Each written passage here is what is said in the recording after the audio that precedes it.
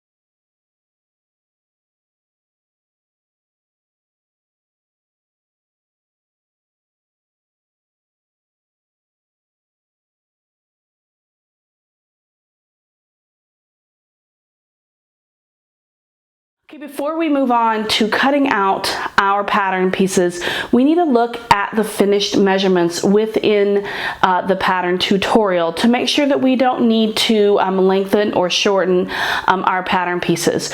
You don't want to cut everything out now as is without having taken that into consideration, because then you won't be able to fix the length problem, just for an example. So you want to do that now. Once you've done that, it's time to cut. So I've cut out my pattern pieces, and I want to talk to you a little bit. Now we have, move these out of the way a little bit. We have what's called a main, a lining, and then a support layer. A support layer is our power mesh, and as you can see, I've got it here. It's just this kind of stretchy fabric, but it's got a lot of recovery, and it's pretty firm, a pretty firm stretch, and that is for support. If you're the type of person that needs support, which I would say the vast majority of women need support, you definitely need this power mesh or some sort of sturdy stretch with a lot of recovery fabric to sandwich between your main and lining. So when we look at our fabric, we have the main, and then we have exactly the same pattern piece, we have the lining. Now I use the same fabric for the lining because it's super soft. Now why do I do the main and the lining, and in addition to that sandwich that power mesh there? Couldn't I just do the main and the power mesh and call the power mesh lining? Well, you certainly could, but the thing about the power mesh is it's kind of scratchy. It's not a soft feeling fabric. It's not terrible, but it's not super comfortable against the skin for most people. It can be a real irritant for some. So I highly suggest doing a main and a lining, and then you're going to sandwich that support fabric in between those two, so what's touching your skin is soft and comfortable. Now I have a moisture wicking fabric here that I'm super excited to use, that I've never used before, but it doesn't have a lot of, it has a ton of stretch, I'm sorry, but almost too much. It's kind of thin, so the support fabric is important. So I have that for the main bra part, and then I also did it for the back piece, which is just like a rectangle like this. So it's like you have the main just like before and the lining, and you're going to sandwich that support power mesh in between those things. So, and we'll talk through that as we get into sewing, but I wanted to show you those things. Once you've cut out all your main pattern pieces, you'll flip through the tutorial a few pages and you'll see that there are additional cutting measurements, like tables to cut strips for your binding. So you're going to need to cut those too, and there are several different things depending on what option you're doing, but you'll need to cut your binding for that. Make sure it's something that has a lot of recovery, all right? And make sure you have, after you've cut out your pattern pieces, that you have all your elastic ready to go. So we're all cut out and we're ready to move on. Well, day one has been a huge success. We've determined our correct size, we've cut out our pattern pieces, and we've cut out our fabric. Are you ready to sew tomorrow? I am. I will see you then. Bye.